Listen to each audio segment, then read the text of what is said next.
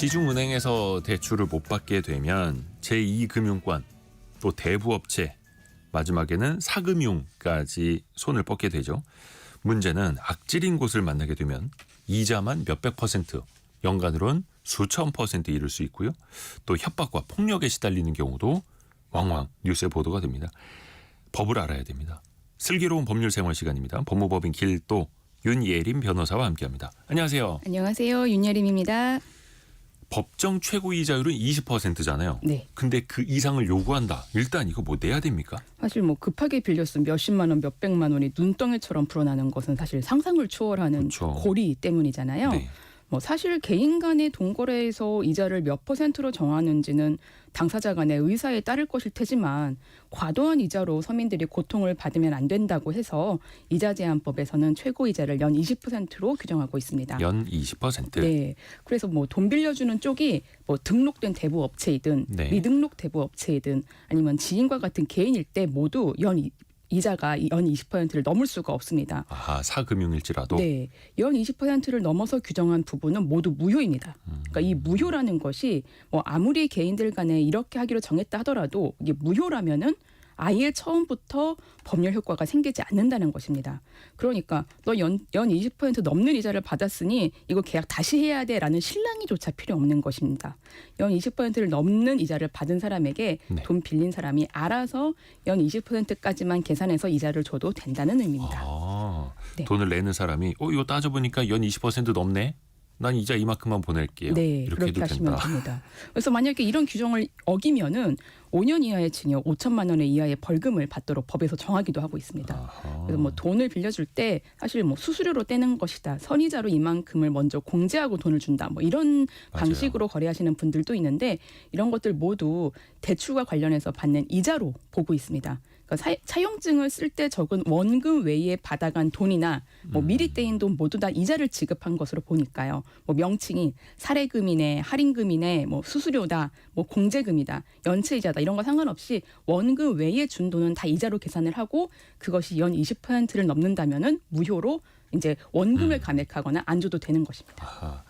근데 참 이렇게 높은 이자율의 대출을 받으시는 분이 일주일만 쓸 건데 한 달 안에 난 갚을 수 있으니까라고 하면서 연 수백 %로 계산이 되더라도 이걸 쓰게 되는데 네. 계획대로 되지 않았을 때 또 문제가 되는 거죠. 네. 또 전화가 오지 않습니까? 돈 갚으라고. 네네. 일단 채권 추심 자체가 불법은 아닌데 네네. 어떻게 하는 것부터가 위법이라고 볼 수 있습니까? 그러니까 사실 돈 빌려준 사람이 돈 빌린 사람에게 돈 갚아라 하는 것은 당연한 것이죠. 근데 이 돈 갚으라고 하는 청구가 과도하면은 이는 이제 법에서 금지하고 있습니다.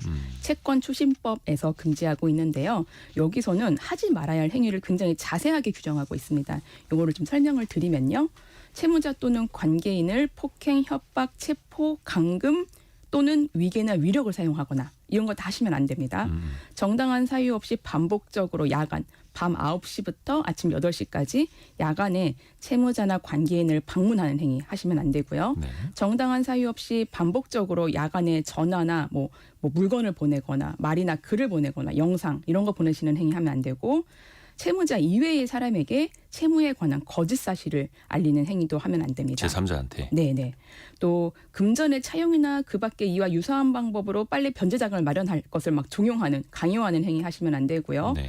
이게 채무자 외의 사람에게 채무자를 대신해서 채무를 변제해라 하는 것도 안 됩니다.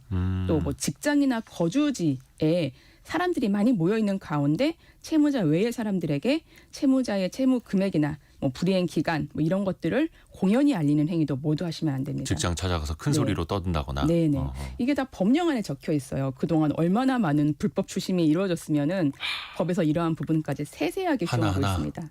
우리가 뭐 드라마나 영화에서 보는 장면들이 떠오르는 그런 부분들도 있잖아요. 사실 예. 이런 것들이 실제 빈번히 발생해서 사회적 문제가 돼서 법으로 하지 말라고까지 정한 것입니다. 또 이렇게 하시면 이런 행위를 당하시면은 5년 이하의 징역이나 5천만 원 이하의 벌금에 해당하는 범죄이니까 3년 이하의 징역, 3년 이하의 벌금 이렇게 이 행위의 정도에 따라서 달라지거든요. 아, 네. 그래서 이런 부분들은 좀 신고를 하실 수 있습니다. 다만 주말에 추심하는 것은 불법이 아닙니다. 그래서 이런 행위를 만약에 당하셨다라고 하면은 증거 잘 남기시고 금융감독원 1332에 전화하셔서 신고하실 수 있습니다.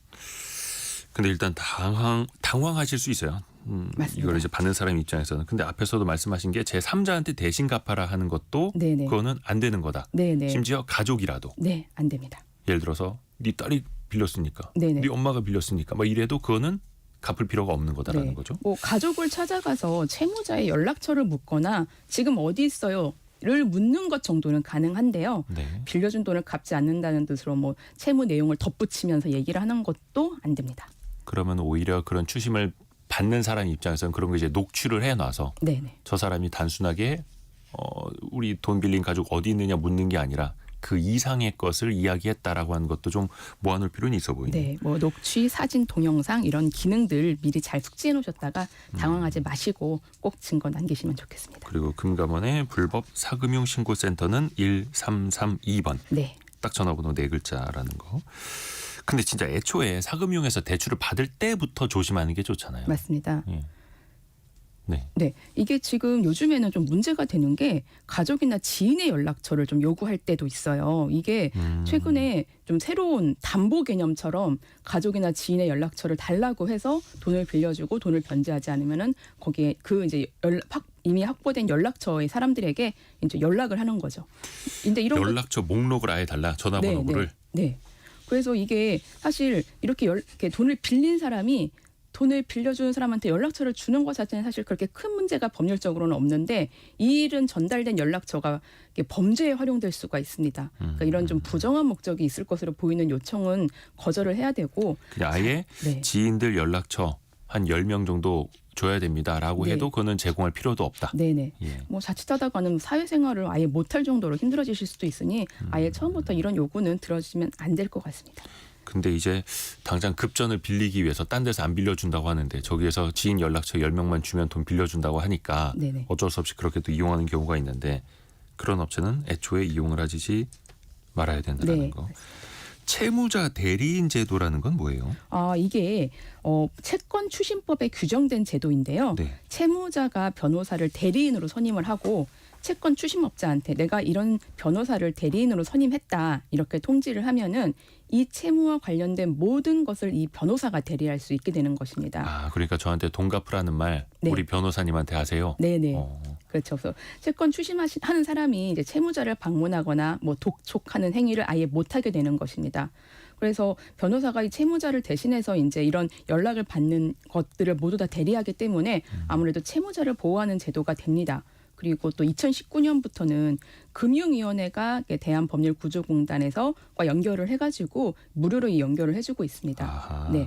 그런데 이게 사실 좀 이게 좀 구제 조치로는 좀 현실적으로 조금 미흡한 면이 있습니다. 이게 사실 변호사를 채무자 대리인으로 사선으로 선임을 하려면은 비용이 듭니다. 그렇죠. 뭐 예를 네. 들어서 당장 300만 원이 없어서 돈 빌린 사람한테 그렇죠. 변호사를 비용까지. 선임하라는. 네. 예. 그리고 또 이 비용이 필요할 수도 있고 아니면 이제 대한법률구조공단에서는 변호사를 무료로 연결을 해주기는 하는데 워낙 이제 예산이 적고 인력이 좀 적어서 이게 좀 선정되는 데까지도 시간이 많이 걸립니다. 그래서 아이고. 네, 이런 좀 제도적인 미흡점이 좀 있긴 하지만 금감원 요 1332로 문의하셔서 안내 받으시고 만약에 이런 좀 불필요한 독촉이나 이런 부분들에 시달리시는 분들은 한번 이용해 보시는 것도 좋을 것 같습니다. 네. 그리고 등록된 대부업체인지 정직한 대부업체인지 이것도 잘 알아보는 것도 되게 중요하잖아요. 네, 대출 네. 받을 때부터. 네, 이게 금융감독원 홈페이지에 있어요. 예. 금융감독원 홈페이지에 가면은 이렇게 앞에 여러 가지 이제 메뉴가 있는데 금융소비자 보호라는 항목에 가시면 등록 대부업체를 검색을 통해서 아실 수가 있습니다. 그러니까 내가 이제 돈을 빌리려고 하는 업체가 이제 업체 이름을 알잖아요. 그럼 거기를 검색해 보시면은 여기가 등록 대부 업체인지를 알 수가 있는데요. 또 그 이제 리스트가 뜰 때 전화번호나 주소가 뜨는데 이 전화번호나 주소가 일치하는지도 꼭 확인하셔야 됩니다. 그래서 처음부터 이제 사금융에서 대출 받으실 때 뭐 카톡이라든가 뭐 채팅 이런 데를 연락을 하셔가지고 하실 수도 있는데 그렇게 되면 이제 상대를 좀 특정하기가 어려울 수 있고 그쪽이 이제 돈 빌리시는 분을 더 속이기도 쉽습니다. 그래서 처음부터 좀 대면이라든가 이렇게 좀 정확한 루트 밟으셔가지고 돈을 빌리시는 것이 좋을 것 같습니다. 그렇죠. 특히 요즘에는 온라인, 네. SNS로 이런 대부업 광고들이 넘쳐나가지고 네. 꼭 한번 이제 검증을 직접 하셔야 된다는 거 다시 한번 말씀드립니다. 그리고 대부업 관련법이 올해 7월부터 좀 바뀌는 게 있어요. 네네. 올해 7월부터 시행 예정인 대부업법 개정안을 좀 보면요. 네. 이렇게 그 법정 이율이 3배를 초과하는 초고금리에 대해서는 아예 반사회적 계약이라고 해서 원금과 이자를 모두 무효화하는 내용이 담겨져 있습니다. 원금도 무효로 한다고요? 네네.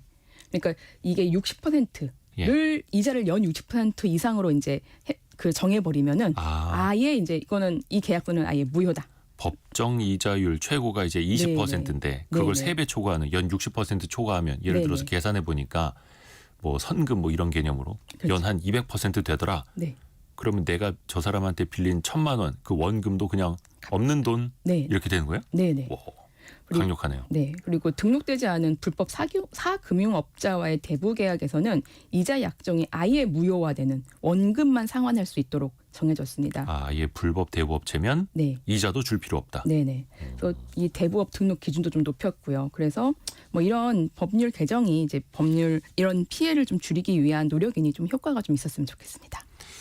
그러게요. 그래서 불법 사금융이 좀 발 디딜 수 없도록. 네네. 그런데 또 반대로 다른 의견 주신 분들도 계세요. 3291님 채무자만 보호라고 채권자는 보호가 안 되나 봐요. 뭐 이런 의견도 지금 올라오고 있는데 일상에서 네네. 친구나 지인한테 돈을 빌려줬는데 안 네. 갚는다. 연락도 안 받는다. 어떻게 해야 됩니까? 그 일단은 변제를 청구해야 됩니다. 이때는 원금, 이자, 변제기 등을 좀 명확하게 나타날 수 있도록 해서 소통을 하시는 게 좋습니다. 네. 야, 너 나한테 언제 빌린 얼마 또 이자 좀 주기로 해가지고 언제까지 갚기로 했는데 왜 안 줘? 이렇게 좀 이런 취지가 들어가 있는 어떤 메시지나 아니면 통화를 하시는 게 좋습니다. 이게 나중에 추후 불필요한 좀 분쟁을 좀 방지할 수가 있습니다.